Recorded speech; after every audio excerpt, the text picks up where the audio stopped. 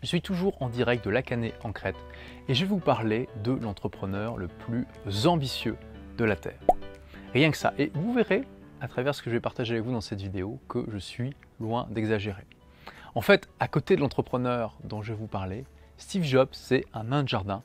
C'est quelqu'un dont on pourrait se dire, mais franchement Steve, pourquoi t'es pas un petit peu plus ambitieux que ça? Puisque l'entrepreneur dont je vais vous parler, c'est Elon Musk. Alors pourquoi je vous parle de lui? Parce que je viens juste de lire sa biographie, donc qui s'appelle Elon Musk, par Ashley Vance, qui est un journaliste. Donc une biographie qui n'a pas été traduite en français encore, mais que je vous recommande fortement de lire en anglais. Alors d'abord, quelle est l'histoire d'Elon Musk? Donc à la base, c'est un Sud-Africain. Il est né en Afrique du Sud et très vite, il s'est rendu compte que l'Afrique du Sud, ça serait comme une prison pour lui et qu'il s'est mis à rêver d'aller aux États-Unis pour entreprendre. Donc il s'est rendu d'abord au Canada, il est devenu canadien grâce à sa mère qui était canadienne et ensuite il est allé aux États-Unis. Et il a vécu d'abord dans une certaine pauvreté, il a enchaîné notamment les petits boulots au Canada. Et puis il a créé une entreprise au milieu des années 90 qui était une sorte l'ancêtre du Google Maps. C'était une entreprise qui permettait aux autres business de se mettre sur des cartes pour que les gens puissent les trouver facilement. Il a revendu cette entreprise pour plusieurs dizaines de millions de dollars. Avec cet argent, il a créé une entreprise qui, à l'époque, s'appelait X et dont le but était de permettre aux gens d'envoyer de l'argent par email sans problème, de manière fluide. Ensuite, cette entreprise a changé de nom pour s'appeler PayPal, une entreprise que tout le monde connaît aujourd'hui. Et vous connaissez peut-être l'histoire de PayPal. PayPal a été ensuite vendu à eBay en 2001 pour la coquette somme d'1,3 milliard de dollars. Donc cette transaction a rendu Elon Musk richissime puisque il a tout simplement encaissé personnellement plusieurs centaines de millions de dollars.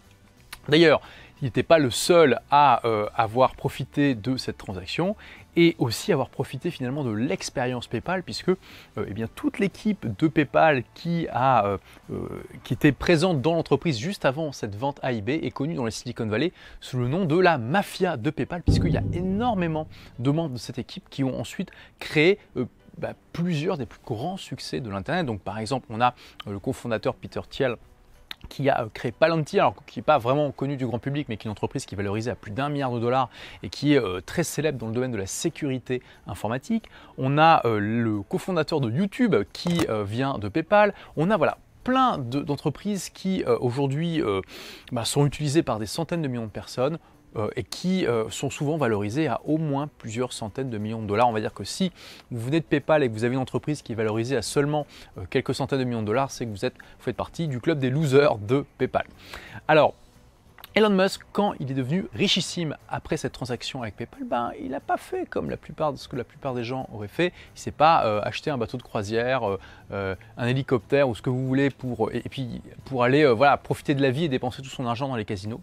Il a décidé de se lancer dans deux des plus difficiles et importants secteurs du monde aujourd'hui. Parce que Elon Musk, c'est quelqu'un qui depuis tout petit est non seulement un génie, mais qui a une grande vision sur l'avenir de l'humanité.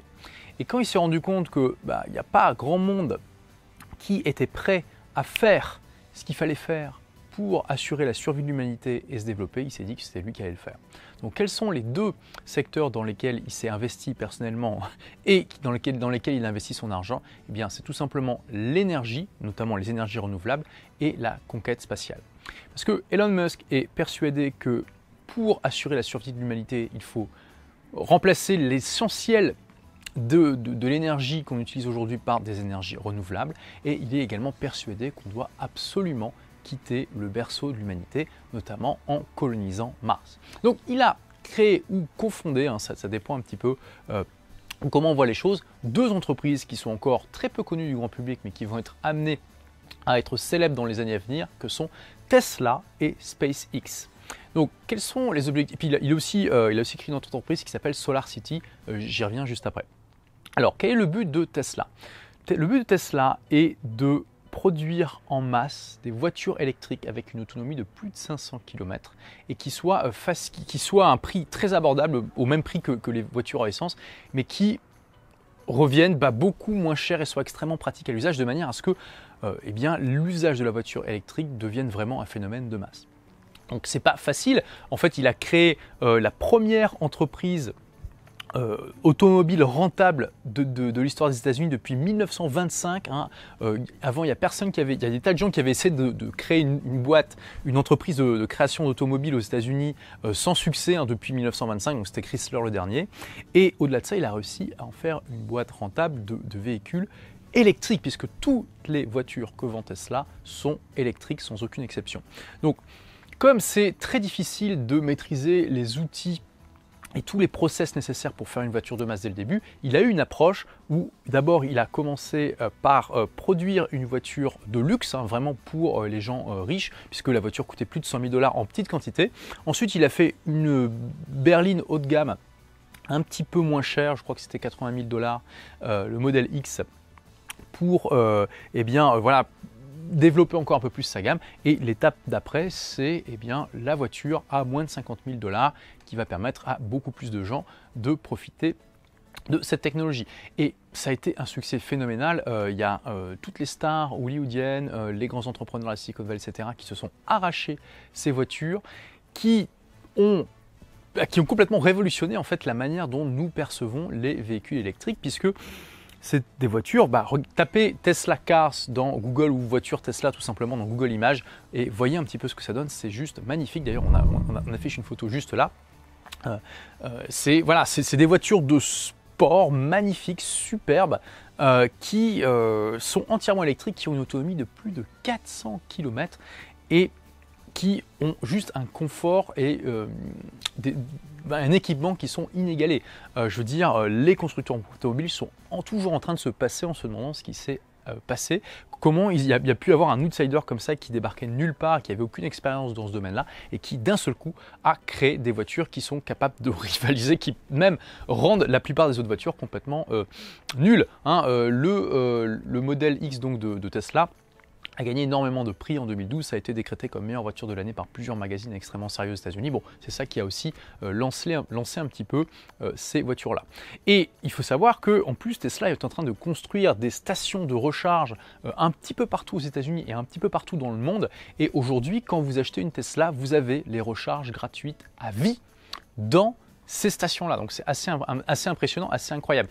Et il y a un équipement de bord aujourd'hui qui fait qu'il y a beaucoup de personnes qui ont appelé les voitures Tesla des ordinateurs qui roulent en fait.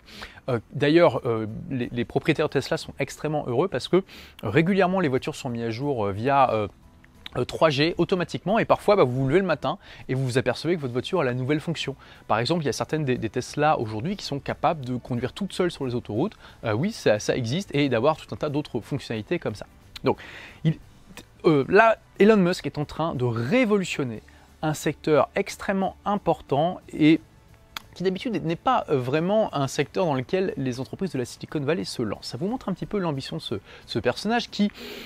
Voilà, je vous dis, d'ici 10 ans, il y aura sans doute beaucoup de personnes qui auront des Tesla et puis ça pousse aussi les autres constructeurs à se lancer dans la production de modèles électriques puisque la vision d'Elon Musk, c'est que d'ici 20-30 ans, l'essentiel du parc automobile, c'est-à-dire plus de 90%, soit composé de véhicules électriques et qu'il y ait des stations de recharge absolument partout. Je vous laisse imaginer la disruption que ça va entraîner non seulement dans l'industrie automobile, mais aussi dans l'industrie pétrolière. Et il ne s'arrête pas là puisque donc, il a également racheté une société de fabrication de panneaux solaires. Et il a la vision de faire en sorte que les panneaux solaires deviennent tellement abordables que chacun va en avoir chez soi. Et ce qui, couplé aux batteries extraordinairement performantes de Tesla, fera que chacun aura des panneaux solaires dans sa maison et une batterie extrêmement performante. Là, il a fait récemment une présentation au TED pour dévoiler le modèle de batterie Tesla pour la maison et c'est incroyable, c'est un petit peu l'iPhone de la batterie. C'est une batterie qui est tellement design que vous pouvez l'accrocher au mur et ça fait joli dans votre maison et ça a une contenance qui vous permet d'utiliser très efficacement un panneau solaire ou bien de faire des économies simplement par exemple en emmagasinant l'électricité pendant les périodes creuses de la nuit et en le réutilisant pendant les périodes non creuses. Bon. Ça, je vous laisse aller voir, je vous ai mis le lien vers sa présentation TED si vous le souhaitez, mais c'est pour vous montrer un petit peu l'ambition du personnage. Et ça ne s'arrête pas là, parce que à peu près en même temps qu'il crée Tesla, il a créé la société SpaceX. Et là, le but affiché de la société SpaceX, c'est pas n'importe quoi, c'est de coloniser Mars. Tout simplement, parce que Elon Musk dit c'est stupide d'avoir tous ces œufs dans le même panier et il y a un moment où l'humanité, pas l'entreprise, va devoir quitter son berceau, enfin pas le quitter mais en tout cas essaimer à partir de son berceau et à partir du moment où on va pouvoir vivre sur une autre planète, ça va tout de suite maximiser nos chances de survie. Et pour lui, qu'est-ce que ça veut dire coloniser Mars? Ça veut dire y mettre 1 million de personnes, pas moins. Et donc pour lui, voilà, il y a tout un tas d'étapes à faire pour arriver là. Évidemment, ça ne va pas se faire en un jour. Et la toute première étape, c'est de rendre le coût des lancements spatiaux beaucoup plus accessible que ça l'est aujourd'hui. Et donc, il s'est lancé dans un secteur qui est extrêmement difficile, la commercialisation de satellites dans l'espace, qui nécessite des investissements extrêmement lourds, dans lesquels il y a des acteurs qui sont soutenus par des États. Donc on a notamment Boeing, Lockheed Martin, qui sont subventionnés par les États-Unis. On a Arianespace, qui est subventionné par des pays de l'Union européenne et le Canada et quelques autres pays externes. On a la Russie. Bon, vous voyez, c'est vraiment des organismes extrêmement lourds, qui ont des budgets énormes, qui ont une recherche et un secteur recherche-développement qui est extrêmement fort. Donc voilà, il ne s'attaque pas à rien comme ça. Et aujourd'hui, eh bien, Elon Musk a réussi à créer, enfin pas lui et son équipe bien sûr, à créer une fusée, donc Falcon, qui est un hommage d'ailleurs au Falcon Millennium de Star Wars, hein, ça faut le savoir, c'est la petite anecdote, qui a permis de réduire le coût moyen d'un lancement de 300 millions de dollars à 90. Et qui est en train de mettre en place une innovation majeure qui va pouvoir récupérer le premier étage de cette fusée. En fait, après une fois une fusée, ça a plusieurs étages. Hein. D'abord, vous avez le premier étage qui envoie la majorité de la purée, on va dire, pour pouvoir mettre en orbite un satellite. Et ensuite, quand c'est arrivé à une certaine altitude, le premier étage se détache. Ensuite, c'est le deuxième qui prend le relais, etc. Bon, aujourd'hui, pour toutes les fusées, quand le premier étage se détache, il va soit il brûle dans l'atmosphère, soit il se crache par terre ou dans l'océan, mais en tout cas, on ne peut pas le récupérer. Là, SpaceX a mis au point une technologie qui permet, s'il reste du carburant dans le premier étage qui arrive dans la plupart des vols, eh bien, de mener une descente contrôlée et de le poser précisément sur une plateforme. Alors, ils n'ont pas réussi encore à récupérer le premier étage, mais la dernière tentative, voilà, l'étage est arrivé juste sur la plateforme, donc il a su extrêmement bien viser. Il y a juste un petit truc qui ne s'est pas bien passé au dernier moment et bon, il est tombé. Bon, mais là, la plupart des spécialistes s'accordent pour dire que oui, Elon Musk et SpaceX vont arriver à récupérer le premier étage qui va encore abaisser le coût des lancements. Et ça s'est pas fait sans mal puisque voilà, le succès n'est pas venu du jour au lendemain. Il faut savoir qu'il y a eu 4 vols d'essai de la fusée Falcon 1 qui est une version moins puissante que celle qui est utilisée aujourd'hui et que les 3 premiers ont été des échecs. Et le 4e était le lancement de la dernière chance parce que toute l'entreprise était financée en grande partie par Elon Musk avec l'argent qu'il avait gagné grâce à PayPal et plusieurs autres investisseurs et que c'était le lancement de la dernière chance. Le dernier lancement a fonctionné et à ce moment-là, il a réussi à décrocher un contrat avec la NASA de plus d'1 milliard de dollars pour aller ravitailler la station spatiale. Et aujourd'hui, donc la station spatiale internationale est ravitaillée à la fois par les Russes avec leur cargo Progress et par les capsules Dragon qui sont envoyées par SpaceX.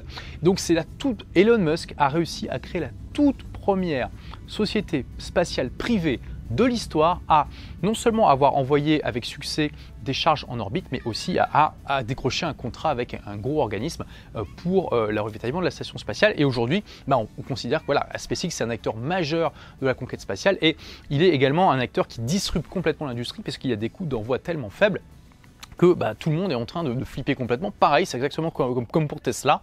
Les acteurs en place se demandent comment ce mec a pu débarquer en aussi peu de temps avec un truc qui manifestement est si manifestement supérieur à ce qui existe. Et notamment, il y a Arianespace là qui a commencé à avoir un petit peu peur et a demandé des subventions pour pouvoir développer un programme de recherche pour pouvoir récupérer lui aussi le premier étage des lanceurs Ariane. Donc la prochaine étape pour SpaceX, c'est carrément de créer une fusée qui est capable d'envoyer des hommes dans l'espace. Il faut savoir que les États-Unis n'ont plus aucun moyen, au moment où je fais cette vidéo en 2015, d'envoyer des hommes dans l'espace par eux-mêmes, et ce depuis 2011 et l'arrêt de la navette spatiale, ce qui fait quand même un petit peu mal pour l'orgueil américain et puis aussi leur capacité technique. Là, quand ils ont mis récemment des sanctions financières à la Russie par rapport à ce qu'ils faisaient en Ukraine, il y a le ministre de la Défense russe qui a dit écoutez, du coup, on a vu que les États-Unis ont mis des sanctions sur notre programme spatial. Donc du coup, on se demande comment ils vont aller dans leur station spatiale internationale. Ils vont peut-être utiliser un trampoline. Puisqu'aujourd'hui, le seul moyen d'accès pour des Américains à l'espace et notamment à la station spatiale, c'est d'utiliser les fusées russes. SpaceX, c'est à la fois un acteur qui amène une disruption énorme sur un marché très traditionnel dans lequel il y a des acteurs étatiques que très peu de gens finalement auraient cru possible. Et au-delà de ça, c'est un enjeu aujourd'hui stratégique majeur pour les États-Unis.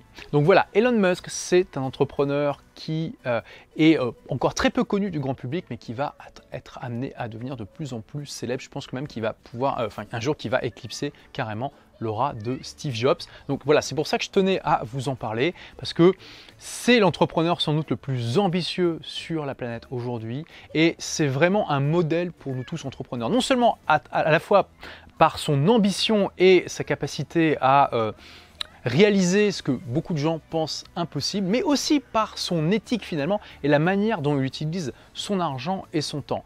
On voit, c'est vraiment l'archétype de l'entrepreneur qui est là, certes, pour gagner de l'argent, mais avant tout pour apporter de la valeur, et qui n'est pas justement qui est pas timide par rapport au fait de gagner beaucoup d'argent, parce qu'il utilise cet argent pour accomplir sa vision, pour accomplir sa mission, et pour finalement apporter de la valeur au monde et à lui-même. Et c'est Elon Musk est ce genre d'entrepreneur finalement qui contredit fortement Thomas Piketty, qui est, vous savez, l'économiste français qui a écrit Le Capital au XXIe siècle, qui, dans son... Voilà, Piketty, c'est l'économiste français typique qui fustige les inégalités, qui pense qu'on doit absolument prendre la majorité de l'argent des riches, qui se réjouissait quand Hollande avait mis en place sa taxe de 75% sur les salaires supérieurs à 1 million d'euros.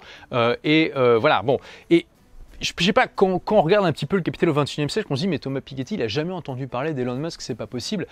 Il a un peu, on a l'impression qu'il a cette vision que les millionnaires, les milliardaires, c'est des gens qui, une fois qu'ils ont fait fortune, ils passent leur temps dans les casinos avec une femme dans chaque bras et qui claquent tout leur argent dans leur voiture.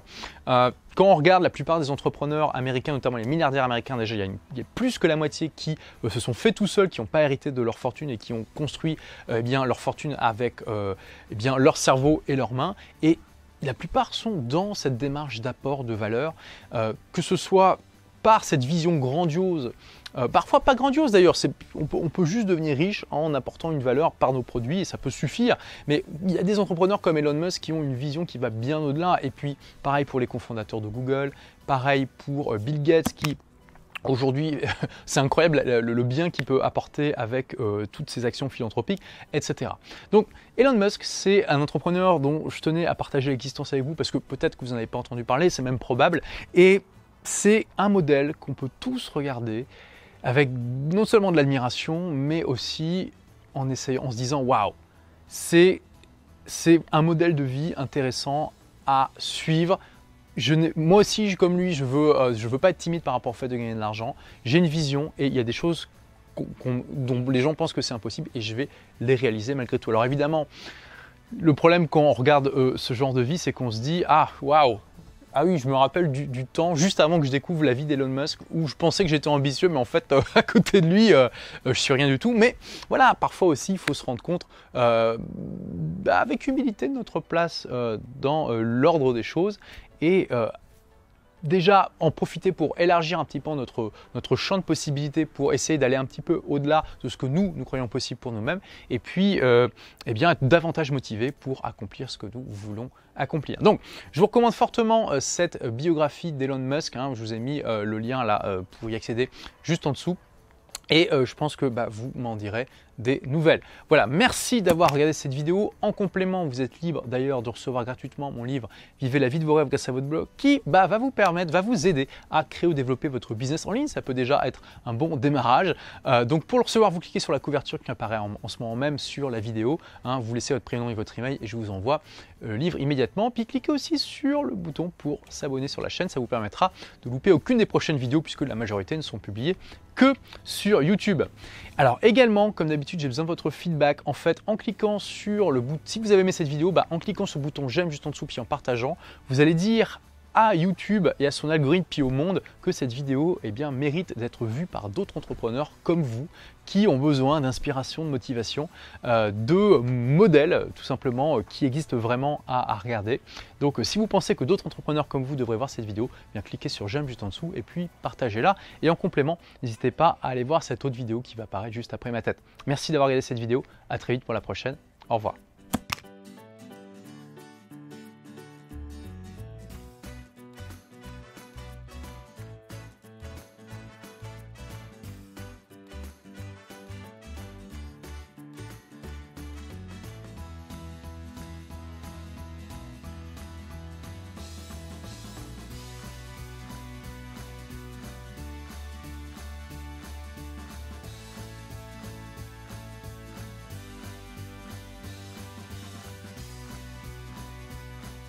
Ensuite, vous avez... Attends, j'avais un truc.